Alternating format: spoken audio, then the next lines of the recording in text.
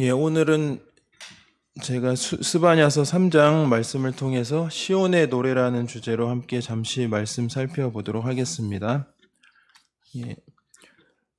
기독교의 중요한 교리 중에 하나가 있는데요. 그것은 인류 종말에 대한 것입니다. 창세기 1장을 보시면 하나님께서 천지를 창조하신 내용이 나오는데요. 하나님의 창조하심으로 시작된 우주 만물과 또 인류의 역사가 시작이 되었다면요. 하나님의 진노하심으로 하나님에 의해 결국 종말과 파국의 순간이 온다는 것입니다. 인간의 이성과 과학을 신봉하는 자들은 종말을 부정하고 또 인류가 점점 좋아질 것이다, 또 발전한다는 그런 낙관적인 주장을 하지만요. 성경은 이와 동의를 하지 않습니다. 더욱이나 우리가 잘 아는 사회주의적 유토피아, 공산주의적 유토피아라는 것은 정말 망상에 불과한 것이라고 우리는 말할 수 있습니다. 때가 되면 현존하는 세상의 모든 문명과 질서가 파괴되는 우주의 종말적 순간이 온다 하는 것이 성경의 가르침이시고요. 오늘 우리가 읽으신 스바냐서의 중요한 주제이기도 합니다. 스바냐서는 총 3장으로 되어 있습니다. 그 중에 1장은 이제 1장을 대표하는 것이 여호와의 날이라는 말이 등장하는데요. 오늘 시온의 노래 첫 번째가 여호와의 날입니다. 1장에 대한 부분인데요. 1장의 대표적인 표현들이 이런 여호와의 날, 또 진노로 모든 것이 멸절되는 종말의 날, 이런 표현들이 의미가 많이 등장을 하는데요. 이날은 하나님의 진노하심으로 모든 것이 멸절되는 종말의 날, 또 여호와의 날을 의미합니다. 스바냐서 1장 2절 말씀에 이런 말씀이 있습니다. 여호와께서 이르시되 내가 땅 위에서 모든 것을 진멸하리라, 이렇게 쓰여져 있습니다. 하나님께서 이제 모든 것을 다 스바냐 1장 2절 말씀을 통해서 이렇게 진멸한다고 쓰여져 있는데요. 진멸한다는 의미는 남기지 않겠다는 의미가 있습니다. 또 이어서 1장 18절 말씀에 보시면 1장 18절에도 이런 말씀이 있는데요. 그들의 은과 금이 여호와의 분노의 날에 능히 그들을 건지지 못할 것이며 이 온 땅이 여호와의 질투의 불에 삼켜지리니 이는 여호와가 이 땅 모든 주민을 멸절하되 놀랍게 멸절할 것임이니라, 이렇게 쓰여져 있습니다. 보통 어떤 전쟁이 난다거나 그런 경우에 사람들이 모든 것들을 피난을 갈 때 버리고 갈 때는요, 화폐도 버리고 가고 그렇게 되지만 금과 음은 귀금속이기 때문에 가지고 갑니다. 왜냐하면 이것을 그 전쟁 상황에서도 식량을 매입을 할 수 있는 수단이 되기 때문입니다. 그래서 금과 음은 확실한 화폐가 될 수 있기 때문에 그런데요. 1장 18절 말씀에 보시면 그런 전쟁이 끝나더라도 은과 금이 소용이 없게 될 것이다 라는 그런 상징적인 표현이 나옵니다. 이것은 어디에서도 사용할 수 없는 장소가 없다는 그런 말인데요. 모든 지역이 다 전쟁 속에 들어가 있는 그런 상황일지라도 전쟁이 끝나고 나면 또 전쟁이 끝나고 나면 쓰일 수 있는 그런 때가 오지 않는다라는 그런 표현입니다. 종말은 마지막 날이라고 할 수 있는데요. 다음 날이 없다는 것이고, 그게 정말 우리 인류의 많은 역사를 보면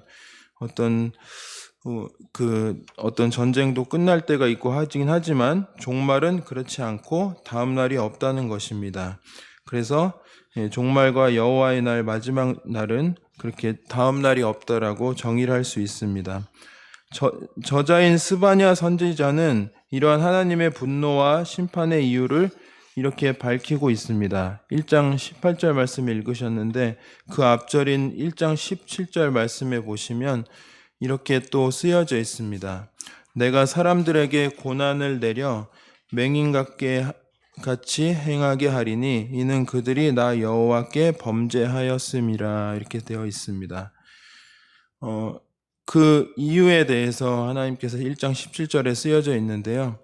종말의 시나리오에 대한 것들이 참 많이 있습니다. 우리가 그런 것을 다룬 영화들도 많이 본 적이 있는데요.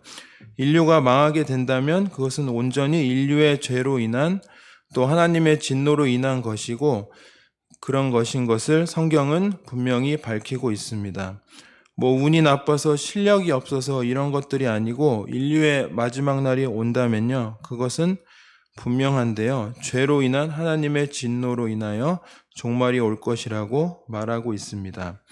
그리고 이러한 종말은 이스라엘이 비켜가지 않을 것이라고 하였습니다. 스바냐서 2장에 또 보시면 이스라엘 주변의 국가들도 이렇게 하나님께서 심판하신다는 내용이 나오는데요. 그 나라들뿐 아니라 이스라엘도 이 종말이 비켜가지 않을 것이라고 말씀하고 있습니다. 이스라엘 백성은 하나님의 선택받은 백성이라고 할지라도 하나님께서 그 날에는 아끼는 것이 없이 모든 것이 이 땅에서 사라지고 녹아지고 제거될 것이다 라고 말씀을 하셨습니다. 그 날은 그 종말의 날은 긍휼이 없는 날이라고 할 수 있습니다. 베드로 사도도요. 베드로후서 3장 10절에 보시면 그날에 대해서 이렇게 밝히고 있습니다. 그러나 주의 날이 도적같이 오리니 그 날에는 하늘이 큰 소리로 떠나가고 물질이 뜨거운 불에 풀어지고 땅과 그 중에 있는 모든 것이 드러나리로다 이렇게 되어 있습니다. 그래서 지금 현재 형성되어 있는 이 우주의 질서 자체가 다 사라진다는 그런 말씀인데요. 따라서 우리가 잘 알고 있는 사회주의나 공산주의 같은 유토피아를 만든다든지 또 신천지에서 말하고 있는 이 땅에서 하나님 나라가 이루어질 것이라고 하는 것은 잘못된 이야기고요. 성경의 관점이 아닙니다. 마지막 날에 다 하나님의 창조된 모든 것이 다 녹아지고 제거되는 것이 종말입니다. 마지막 날입니다. 그러므로 스바냐 선지자가 경고하고 있는 여호와의 날이라는 것은 단순하게 어떤 이방 국가였던 바벨론에 의해서 유다가 멸망당하는 그런 날을 말하는 것이 아니고요. 인류의 최종적인 날을 경고하는 것입니다. 그런 점에서 스바냐 선지자의 예언이 참 특별한 것이고 이 특별한 예언이라고 할 수 있는데요. 또 당시에 이스라엘보다 또 우리들에게 현 시대에 현실적인 경종을 울리는 예언이기도 합니다. 이스라엘이 망할 것이라는 그런 것뿐만 아니라요. 오늘 21세기를 살아가고 있는 우리들에게 이 종말의 날, 주님이 다시 오시는 날이 가까워왔음을 오히려 스바냐 선지자가 경고하고 있는 것입니다. 우리가 2, 3년여 동안 코로나 팬데믹을 겪었었는데요.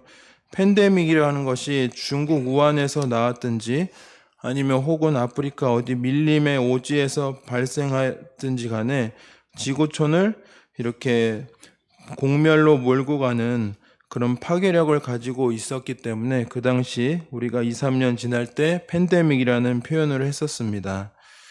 근데 그것뿐 아니라 또 지구 온난화로 인해서 지금 기상이변과 재난이 아주 심각한데요. 지구 온난화의 원인이 뭐냐 하면 과학자들은 인류의 생존이라고 이렇게 얘기를 했습니다. 그래서 그렇다면 지구 온난화를 멈출 수 있는 이런 기상이변이라든지 이런 것들을 멈출 수 있는 방법이 뭐냐고 과학자들이 이렇게 두 가지를 얘기를 했는데요. 첫 번째는 일정 기간 인류가 멸종되면 된다고 그랬고요. 또 한 가지는 인류가 다른 행성으로 이주하면 된다고 그렇게 황당한 얘기를 했습니다. 하지만 그 황당한 이야기는 두 번째 의견은 스티븐 호킹 박사도 그런 이야기를 했었다고 합니다. 지구 온난화에 대한 아주 심각한 경고를 그 스티븐 호킹 박사가 수십 년 전부터 이렇게 이야기를 하면서 만약에 인류가 살 길이 있다면 빨리 과학기술을 인용을 해서 다른 행성에 가서 뿌리를 내는 길이 살 길이라고 이야기를 했었답니다. 이런 심각한 상황에 사실 기후 위기가 더 심각한 것이죠. 그것뿐 아니라 또 강대국들이 쌓아 올리고 있는 그런 무기들, 핵무기라든가 이런 것들도 한순간 지구를 불태워 버릴 수 있다는 충분한 화력이 된다고 하는데요. 이래저래 위기가 우리 앞에 있는 것이 분명한 것입니다. 우리는 이런 어지러운 틈을 타서 또 코로나 팬데믹도 지났었고 또 기후 위기라는 것들도 겪고 있지만요. 이런 걸 통해서 또 어떤 지구가 이렇게 금방 위기를 통해서 종말이 어떻고 하면서 이런 호들갑을 떨고 있는 싶은 생각은 없지만요. 지구가 여전히 이런 어려운 일들을 겪고 있으면서 더 발전되고 좋은 세상이 될 것이라는 이런 낙관적인 이야기는 정말 위험한 이야기이기 때문에 동의를 할 수 없다는 것입니다. 우리가 앞으로 어떤 개인적인 종말을 맞이하든지요, 아니면 어떤 우주적인 종말을 맞이하든지 간에 우리가 가져야 될 태도는 늘 그날이 있음을 알고 종말을 염두에 둔 태도가 바로 지혜로운 태도입니다. 그것이 개인적인 종말이든 아니면 우주적인 종말이든 간에 이 종말론적인 태도를 취하는 것이 지혜로운 것이고 우리 그리스도인들이 가져야 될 지혜로운 신앙, 종말론적인 신앙인 것입니다. 그래서 첫 번째는 여호와의 날, 이 날을 통해서 종말이 있다는 것을 제가 말씀을 드렸습니다. 두 번째는 스바냐서 2장 말씀을 토대로 말씀드리겠는데요. 두 번째는 그날이 오기 전에입니다. 스바냐서 2장에 들어가시게 되면 이번에는 마지막 날에 살 수 있는 구원의 길이 제시가 됩니다. 이것은 전형적인 선지서의 구조인데요. 그날 여호와의 날이 1장에서 온통 멸망의 날, 또 여호와의 날, 종말의 날로 이렇게 표현을 했습니다만, 그러나 어떤 이에게는 동시에 그 날이 구원의 날이 된다는 것입니다. 선지자들의 어떤 방향성에 있는 중요한 메시지인데요. 반드시 종말이 옵니다만, 그러나 그날이 어떤 이에게는 구원의 날이 될 것이라고 하는 소망을 불어넣고 있습니다. 그리고 마지막 그날의 구원을 받는 자들이 어떠한지를 또한 알려주고 있습니다. 스바냐서 2장 3절에 보시면 아주 중요한 말씀이 있습니다. 말씀해 보시면요. 스바냐서 2장 3절에 여호와의 규례를 지키는 세상의 모든 겸손한 자들아, 너희는 여호와를 찾으며 공의와 겸손을 구하라. 너희가 혹시 여호와의 분노의 날에 숨김을 얻으리라. 이렇게 쓰여져 있습니다. 여호와를 찾는 자들은 재앙으로부터 숨겨질 것이라고 쓰여져 있습니다. 숨김을 얻으려 보호된다는 뜻인데요. 종말의 그 순간 하나님을 찾고 있는 자들, 하나님을 찾는 자들을 이 재앙으로부터 보호될 것임을 알 수 있습니다. 전에 담임 목사님 말씀하셨듯이 그 6월절에 이스라엘 백성들은 하나님께서 보호하시고 또 홍해 바다를 건널 때도 건너가게 하셨다는 것을 알 수 있는데요. 그걸 통해서 우리가 알 수 있는 것도 하나님의 백성을 또 보호하셨다는 것을 알 수 있습니다. 이 스바냐서 2장 3절을 말씀을 통해서도 하나님께서 하나님의 백성들은 그 마지막 날에 구원하시고 보호하실 것입니다. 마치 핵 우산과 같이 이런 정말 엄청난 지구의 재앙의 마지막 날이 있지만요. 우리가 하나님에 의해서 보호를 받게 될 것입니다. 하나님을 찾는다라는 것은 여러 가지 의미가 있습니다. 여기 이제 하나님을 찾는다는 2장 3절의 말씀이 있는데요. 그 의미가 가장 많이 기본적으로 쓰인다는 의미는 하나님을 예배한다는 의미가 있습니다. 우리가 입술로 주님을 찾고 예배하는 것도 중요하지만 또 주여 주여 우리가 입술을 찾는 하나님을 찾고 어디 계십니까? 하나님을 찾는 뜻인데 이 하나님을 찾는다는 그 뜻이 성경에서 사용될 때는 대체로 하나님께 예배한다라는 의미가 있습니다. 그러니까 인생을 하나님을 예배하는 것이 하나님을 찾고 구하는 것이 매우 전형적인 모습이라는 것입니다. 그리고 하나님은 이렇게 당신을 예배하는 백성들을 방관하지 않으신다고 하셨습니다. 시편에도 9편 10절 말씀에 이런 말씀이 있어요. 여호와여 주의 이름을 아는 자는 주를 의지하오리니 이는 주를 찾는 자를 버리지 아니하심이니이다. 아멘. 이렇게 쓰여져 있습니다. 이 하나님을 찾는 예배하는 것은요, 금과 은으로 되는 것이 아니고 권력으로 되는 것이 아니고 또 지식으로 되는 것도 아닙니다. 하나님을 찾고 그날에 하나님께 피하고 하나님을 진정으로 예배하고 기도하는 백성들은 하나님께서 보호하신다라는 것입니다. 창세기에 보시면 아브라함이 하나님의 명령에 의해서 아들을 이삭을 번제로 드리는 그런 사건이 나옵니다. 그때 그가 아들 이삭을 잡고 칼로 그 이삭을 각을 뜨려고 했을 때, 죽이려고 할 때, 아브라함이 탁 내리치려고 할 때 하나님께서 아브라함을 말리시면서 창세기 22장 이 12절 말씀에 이렇게 쓰여져 있습니다. 내 아들 독자라도 내게 아끼지 아니하였으니 내가 이제야 내가 하나님을 경외하는 줄 아노라. 창세기 22장에 하나님께서 하신 말씀입니다. 그 시험을 아브라함이 잘 통과하고 하나님 앞에 정말 아브라함이 하나님을 경외하는 것을 분명히 보여준 사건이 이 모리아 산에서 아들을 번제로 드렸던 그 사건인데요. 이처럼 우리가 어떤 이 3년 이렇게 지나면서 코로나 시기를 지나면서 어떻게 보면 예배를 소홀히 또 핑계 될 수도 있지만은 소홀히 하는 핑계 대해서는 안 된다는 것이고요. 어려움 중에서도 하나님께서 인정하시는 그런 예배자들이 꼭 되시기를 바랍니다. 정말 드리고 싶은 말씀은 마지막 그 순간에 마지막 날이 개인적인 그런 종말이든 우주적인 종말이든 우리의 인생의 마지막 날에 여전히 예배하는 자로 하나님 앞에 갈 수 있다면요, 그것이 가장 복된 삶의 마무리가 아닐까 이런 생각을 하면서 마지막 날에 우리가 예배하는 자로 승리하시는, 그래서 하나님께 인정받는 우리 모든 성도님들이 될 수 있기를 바라겠습니다. 두 번째, 그날이 오기 전에라고 구원의 날에 대해서 살펴봤습니다. 세 번째는요, 시온의 노래, 오늘 말씀의 주제가 되는 말씀입니다. 스바냐서 3장에는 이제 오늘 우리가 24절부터 17절까지 읽으셨는데요. 종말의 날에 노래할 것을 명령을 하십니다. 마지막에 이렇게 노래가 등장하는데요. 분위기가 이제 바뀌게 됩니다. 14절 말씀에도 시온에 따라 노래할지어다, 이스라엘아 기쁘게 부를지어다, 예루살렘 따라 진심으로 기뻐하며 즐거워할지어다 라고 쓰여져 있습니다. 소위 말하는 시온의 노래라는 것입니다. 종말의 날에 곡하는 소리, 또 분노의 소리, 절망의 소리, 이런 소리들이 막 쏟아져 나오는 그런 날에, 그런 멸망의 날이지만 시온의 백성들은 노랫소리가 나오는 날이라는 것입니다. 그날에 너희들은 이렇게 노래하라. 왜냐하면 승리의 날이기 때문에 그렇다는 것이죠.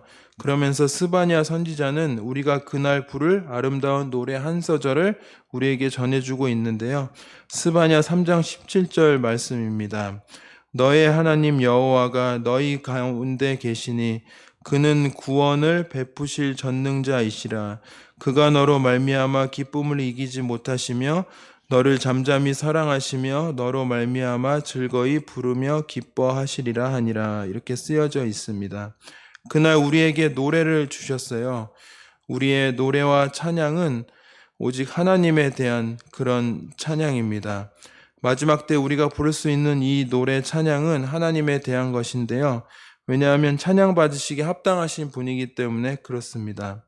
종말에 이 하나님은 우리에게 세 가지로 나타나는데요. 제가 스크린에 세 가지로 가져왔습니다. 첫 번째, 구원을 베푸실 전능자 용사이십니다.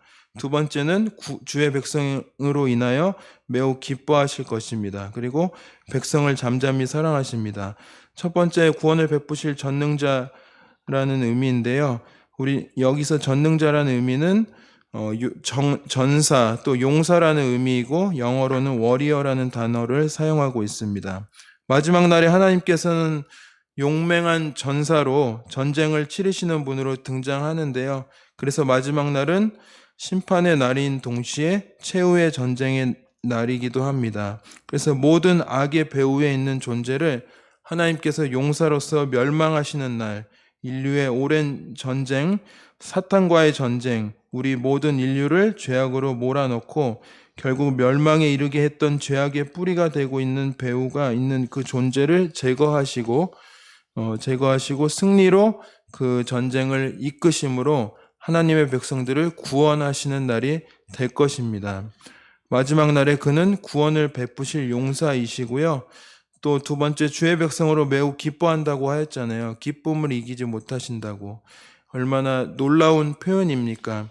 하나님께서 기쁨을 이기지 못한다고 표현이 있는데요. 이기지 못할 것이 하나님께서는 있겠습니까? 없습니다.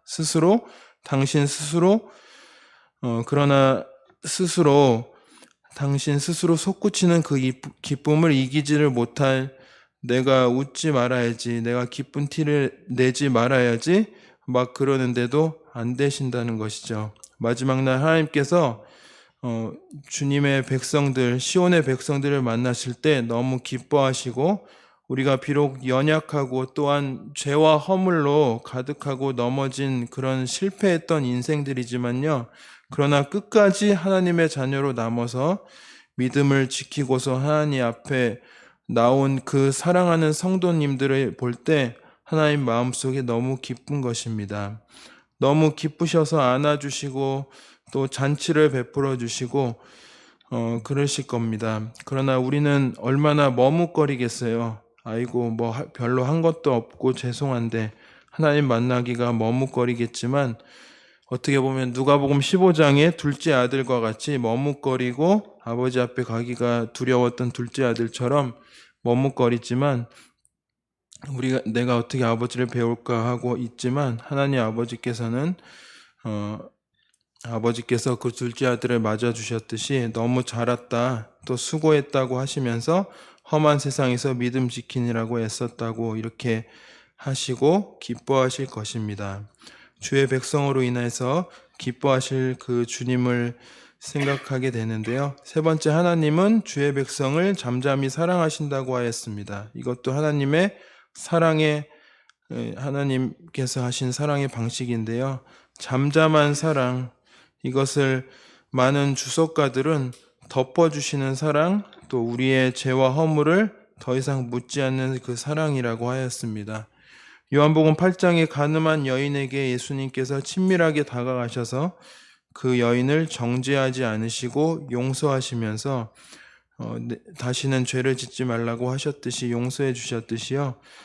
이와 같이 하나님의 사랑은 우리들을 잘못을 덮어주고 잠잠하신 그런 귀한 사랑입니다. 이 하나님의 사랑 안에서 침묵하신 하나님을 우리가 만나게 될 것입니다. 이 스바냐서 우리가 읽으신 이 말씀은 참으로 감동적인 찬양이고 노래입니다. 구원해 주시는 것도 놀라운데 이렇게 기쁨으로 맞아주시고 또 사랑해 주시는 얼마나 감사한 일입니까? 그래서 여러분, 한 주석가는 이 스바냐서 3장 17절 말씀을 이런 별명을 지었습니다. 구약의 요한복음 3장 16절이다 라고 이렇게 표현을 하였습니다. 요한복음 3장 16절은 하나님이 세상을 이처럼 사랑하사 독생자를 주셨으니 이는 그를 믿는 자마다 멸망하지 않고 영생을 얻게 하심이라고 쓰여져 있는데요.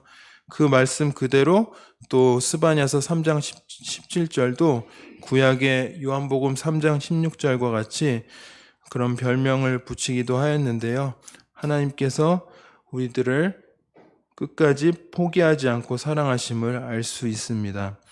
우리가 하나님 앞에 서게 될 때 하나님 우리를 반갑게 맞아주시고 기쁜 노래를 불러주실 것입니다.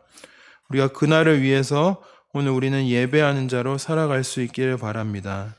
그날을 바라보면서 특별히 대단한 삶은 아니지만 우리 크리스찬으로서 더 의롭고 선하고 또 예배하는 자로서 살아갈 수 있길 바랍니다. 칼빈이 그런 이야기를 했대요. 칼빈이라는 종교개혁자가 어제보다 오늘이 조금 낫다면, 그리고 여전히 힘들지만 그러나 여전히 그리스도를 바라보고 있다면 구원의 날이 선물처럼 우리에게 올 것입니다 라고 하였습니다. 결론을 맺겠습니다. 제가 인용한 그 구절은 사실 스바냐서의 중요한 세 구절인데요. 1장 18절과 2장 3절 또 3장 17절 말씀은 스바냐서의 중심 세 구절입니다. 이 세 구절의 스바냐서를 통해서 읽는 매우 중요한 구절들인데요. 이런 것을 풀면서 스바냐는 말씀을 진행하고 있습니다. 여호와의 날은 모든 것이 소멸되는 날이지만 시온의 백성들에게는 구원의 날이고 승리의 날이고 또 노래하는 날이라고 또 새로운 세상이 열리는 그런 날인 것을 말씀하고 있습니다. 그 날을 바라보면서 하나님을 찾고 또 공의와 겸손을 구하며 믿음으로 끝까지 믿음을 포기하지 않으시고 살아가시는 우리 들불교회 권속들이 될 수 있기를 바라겠습니다. 이 시간 그 한 형제분에 대한 간증을 나누겠는데요. 이분도 스바냐서 3장 17절 말씀을 통해서 이제 하나님 앞에 시온의 노래를 돌리는 삶을 살고 있는 형제입니다. 31만 명 유튜버 팔로우를 하고 있는 박위 형제라는 분인데요. 위라클이라는 또 유튜버도 하고 있고 또 위라클이라는 책을 내서 감동의 이야기가 책 속에 담겨 있습니다.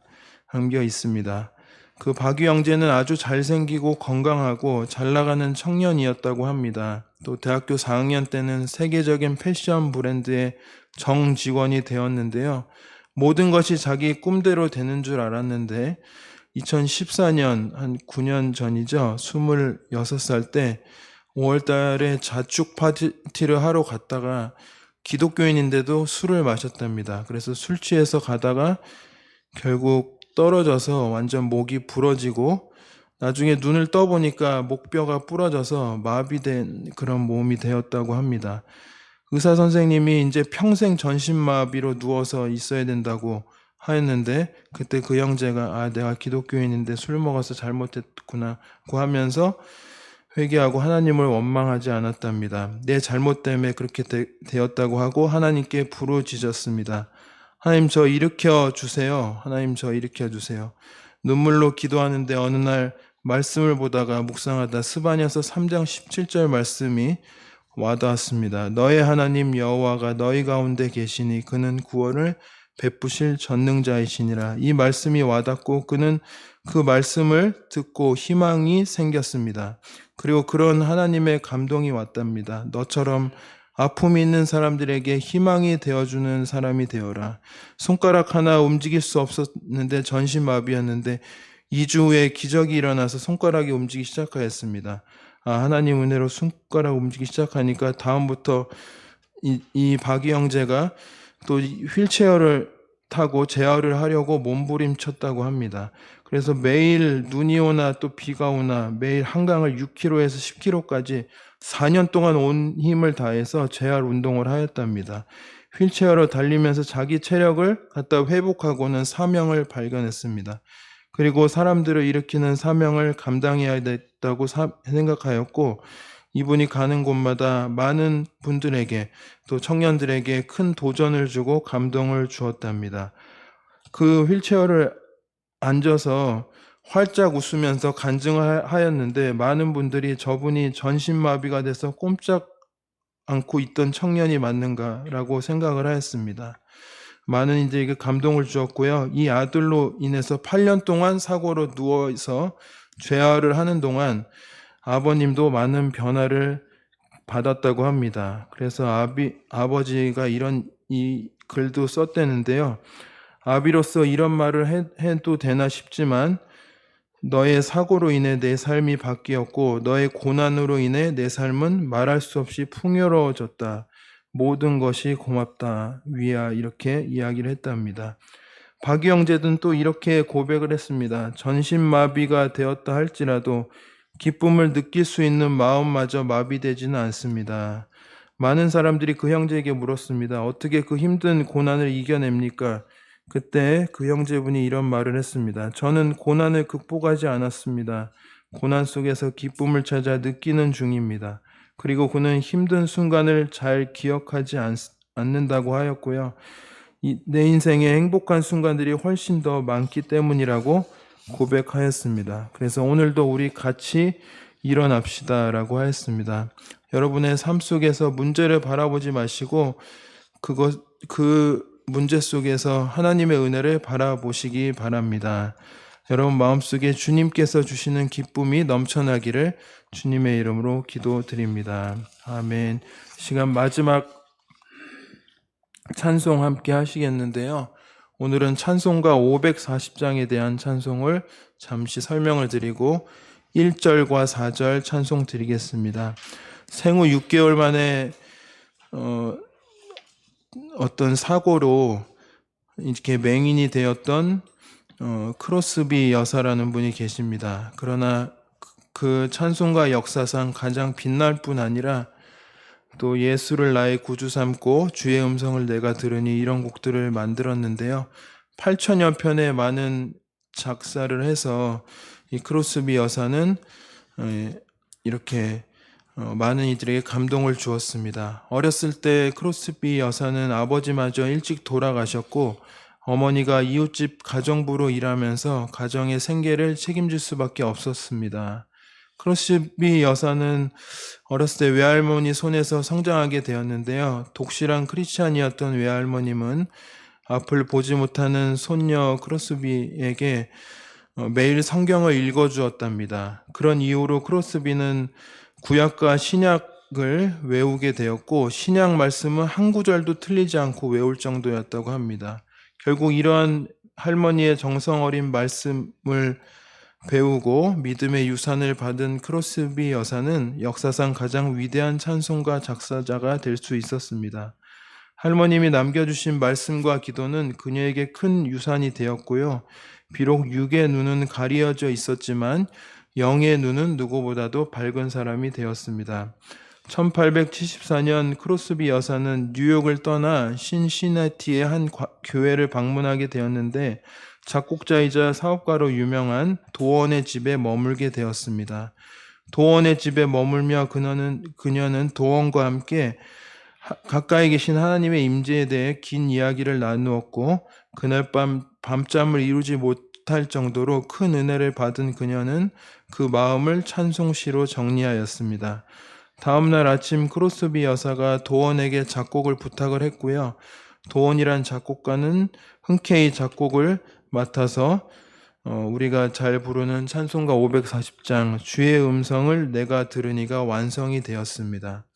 후렴에서 강조되어지고 있는 찬송의 주제처럼 매일 더 가까이 주님의 십자가 앞으로 나아가기는 우리가 되기를 소망합니다. 이 찬송은 히브리서 10장 22절 말씀인 우리가 마음의 뿌림을 받아 악한 양심으로부터 벗어나고 몸은 맑은 물로 씻음을 받았으니 참 마음과 온전한 믿음으로 하나님께 나아가자는 구절을 배경으로 만든 찬송입니다.